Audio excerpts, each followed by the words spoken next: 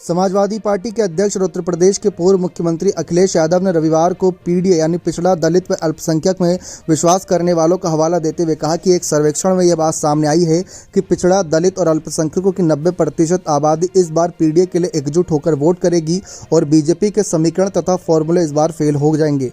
उन्होंने यह भी दावा किया कि बीजेपी अपने से ही हारेगी। यादव ने यह भी कहा कि बीजेपी उम्मीदवारों के चयन में काफ़ी पीछे रह गई है और उसे उम्मीदवार ही नहीं मिल रहे हैं क्योंकि कोई भी हारने के लिए लड़ना नहीं चाहता। सपा प्रमुख यादव ने कहा कि रविवार को सोशल मीडिया पर एक वीडियो पोस्ट करते हुए यहां पर कहा कि पीडीए में विश्वास करने वालों को सर्वे कुल मिलाकर 90% की बात। यादव ने कहा कि 49% पिछड़ों का विश्वास पीडीए में है, 16% दलितों का विश्वास पीडीए में है, 31% अल्पसंख्यक जिसमें मुस्लिम, सिख, बौद्ध, ईसाई, जैन व अन्य आदिवासी और 4% अगड़ों में पिछड़ों आर्थिक रूप से कमजोर वर्ग का विश्वास पीडीए में है।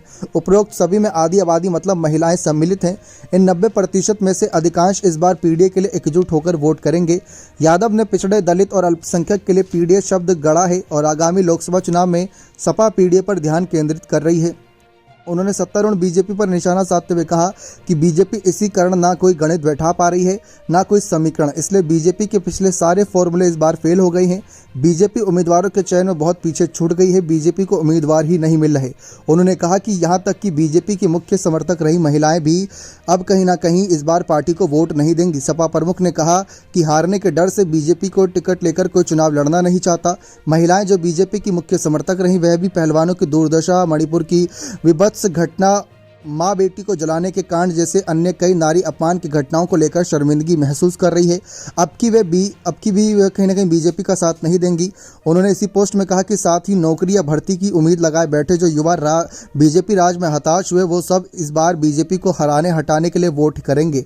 यादव ने कहा कि अपने को बुद्धिजीवी समझने वाले समाज में जो लोग तथाकथित नैतिकता व राजनीतिक ईमानदारी के नाम पर बीजेपी की ओर देखते थे वो महाराष्ट्र, बिहार, चंडीगढ़ महापौर चुनाव और झारखंड की सत्ता के लालच से भरी अनैतिक व भ्रष्ट व्यवहार की घटनाओं से न केवल क्षुब्ध हुए हैं बल्कि व्यथित भी हुए हैं। यहाँ पर अखिलेश ने तमाम बातें और रखी जनता के बीच और साफ कहा कि पीडीए ही कहीं ना कहीं इस बार एनडीए को मात देता नजर आएगा।